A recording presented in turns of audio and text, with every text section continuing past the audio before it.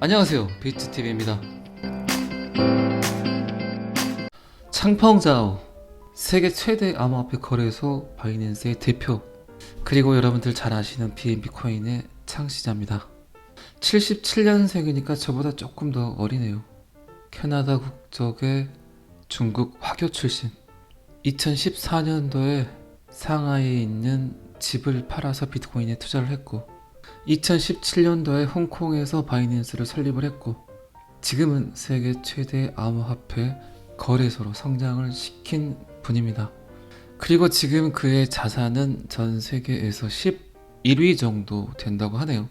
자산이 밝혀진 것만 115조, 세계 부호 순위 11위. 그러나 짱펑자오가 어느 정도의 암호화폐를 갖고 있는지는 정확히 밝혀낼 수 없다고 합니다. 그렇기 때문에 어쩌면 탑5, 탑3 안에도 들 수 있다. 암호화폐가 떡상을 하면 그가 어쩌면 가장 큰 부호가 아닌가 싶습니다. 제가 장황하게 창펑자오의 소개를 해드린 이유는 어쩌면 지금 이분이 암호화폐에 관한 모든 걸 이해하고 앞으로 암호화폐가 어떤 식으로 발전할 거를 가장 잘 아는 분이 아닐까요? 그래서 그의 말은 굉장히 영향력이 있습니다. 그런데 제 자랑이 아니라 제가 며칠 전 영상에 했던 말을 이분도 똑같이 하고 있습니다. 자, 여기서부터는 구독자분들에게만 노출이 되는 영상입니다. 구독, 좋아요 좀 눌러주시고요. 며칠 전 영상에서 제가 그런 얘기 한 적 있죠. 미국이 러시아 우크라이나 전쟁에서 러시아가 갖고 있는 분명히 러시아 것인 미국의 달러를 쓰지 못하게 했습니다. 그 광경을 달러를 가지고 있는 전 세계 국가에서 봤다는 거죠. 그리고 그들은 내색은 하지 않지만 분명히 속으로 달러가 아닌 다른 통화를 선택해야 되지 않나라는 생각들을 했을 거라고 이야기를 드렸습니다. 그런데 장펑자오도 저와 똑같은 이야기를 하고 있습니다. 기축 통화라는 달러를 가지고 그들이 한 나라를 지배할 수 있는 수단이 너무나 많다는 거죠. 어쨌든 바이낸스 CEO 창펑자오는 미국 달러의 지배력과 글로벌 부문이 암호화폐에 혜택을 줄 것이라고 말을 했습니다.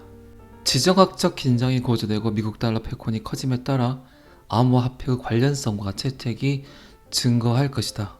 세계가 점점 분열되고 미국 달러가 점점 더 경제 제재 수단, 협박, 그리고 100% 미국을 위한, 달러를 위한 그런 도구로 사용됨에 따라 그 대안으로 수많은 국가에서 암호화폐를 대안으로 삼을 것이다. 세상은 점점 분열되고 있다. 세상이 분열되게 되면 사람들은 통화를 제재 수단으로 사용하려는 경향이 있다. 지금 미국의 금융제재, 달러를 쓰지 못하게 해버리는 이런 금융제재는 어떻게 보면 평화를 가장한 불법이죠. 쓰지 못하게 하는 돈을 뿌린 거잖아요. 그죠? 어쨌든 이런 사태들이 벌어지면 사람들은 중립적인 걸 찾겠죠. 이해관계가 없는, 이해 충돌이 생기지 않는, 그게 이제 암호화폐라는 겁니다. 비트코인은 매우 중립적이다. 어느 나라에도 속하지 않는다. 아무도 그것을 더 많이 만들 수도 없다. 2100만 개로 제한이 되어 있기 때문에 인플레이션 걱정이 없다. 가장 중립적인 것이다. 전형적인 탈중앙화의 모습이죠. 비트코인의 철학, 암호화폐의 철학. 그리고 또 저와 똑같은 이야기를 합니다. 미국이 암호화폐 기술을 수용하지 못한다면 미국 달러의 지배력도 약화될 수 있다.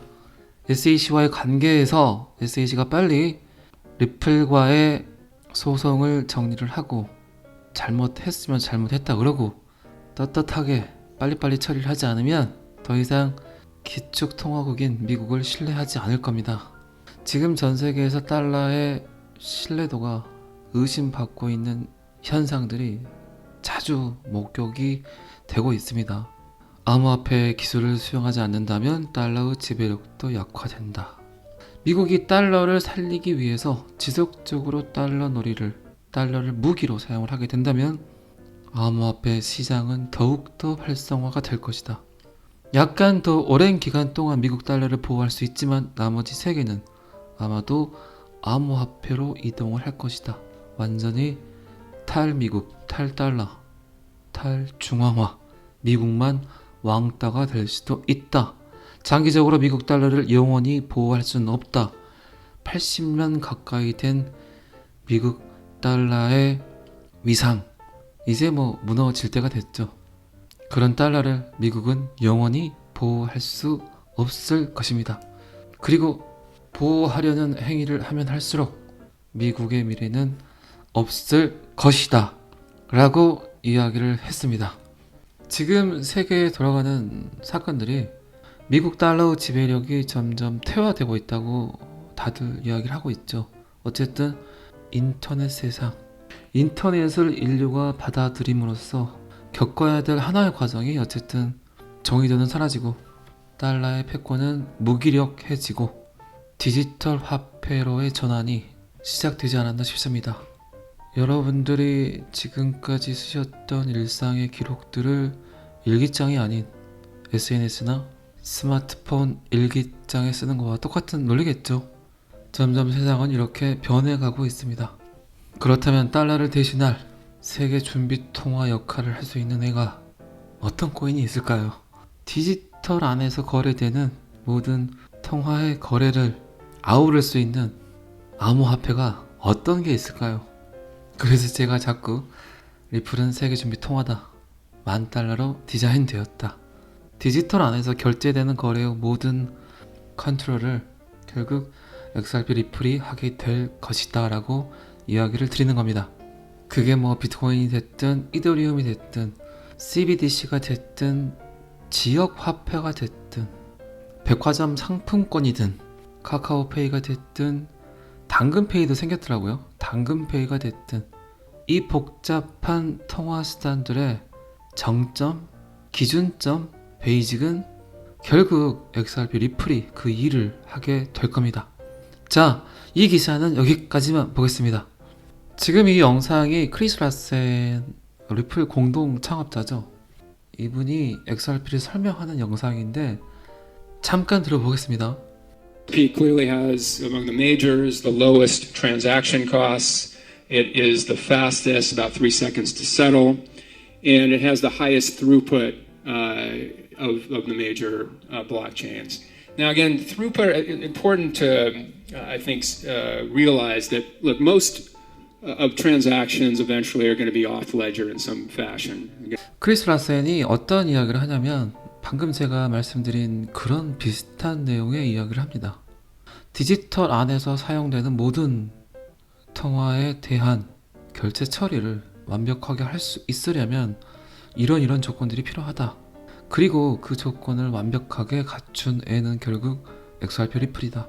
그리고 방금 그가 했던 이야기를 제가 주요 부분만 해석을 하다 보면 지불을 위해 모든 것이 시작되는 곳이다. 리플은 여기에는 분명히 추가 요구사항이 있다.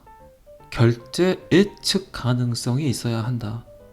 그리고 굉장히 중요하게 생각되는 것 중에 하나가 지금 어떤 말을 하냐면 일관되게 지속 가능하게 낮은 비용을 계속 유지해야 한다. 그리고 처리량을 높여야 되고 초당 처리 건수, 분당 처리 건수, 전 세계에서 결제되는 모든 것들을 처리를 하려면 그걸 인풋하지 못하면 힘들죠. 그래서 처리량을 높여야 되고 에너지 소비가 낮아야 된다. 에너지 소비 굉장히 중요합니다. 지금은 탄소 제로 2030년까지 XRP는 이미 준비를 하고 있고 심지어 XRP에서 만든 플랫폼만 이용을 하게 되면 이더리움 기반화의 퍼블릭 블록체인들은 블록 생성을 하면서 그 시스템 안에서 탄소 제로화가 가능하다. 디지털 안의 거래 중에 분명히 암호화폐도 끼어 있겠죠. 크리스 라센 같은 경우는 브래드 갈링 하우스와 함께 작업 증명 방식을 끊임없이 찍었고 지속적으로 기후 문제에 관한 이야기를 하고 있습니다. 어쨌든 에너지 소비가 낮아야 된다. 가치의 인터넷 XRP는 분명히 메이저 코인 중에 가장 낮은 거래 비용을 가지고 있다. 결제하는데 약 3초 정도 소요가 되기 때문에 가장 빠르고 처리량이 가장 높다. 블록체인 중에서는 처리량이 가장 중요하다. 처리량은 갈수록 증가하게 될 것이다. 더 낮은 거래 비용은 충분히 더 효율적이다. 다시 한번 XRP 리플은 메이저 중 가장 빠를 뿐만 아니라 실제로 처리 속도가 3초가 매우 일관성이 있고 변동성이 매우 낮다. 변동성이 훨씬 큰 이더리움과 비트코인과 비교할 때 지불 및 지불 제공자에게 충분히 좋은 조건을 제시할 수 있다. 지금까지 제가 말씀드린 게 크리스 라센이 XRP 리플을 소개하는 영상 중에 주요 부분만 제가 영상을 준비를 한 거고, 창펑자와의 데이터를 제가 이야기 드리면서 충분히 XRP 리플이 앞으로 어떤 일을 하게 될 건지에 관한 이야기는 이야기 드렸습니다. 오늘뿐만 아니라 여러분들에게 여러 번 이야기를 드렸어요.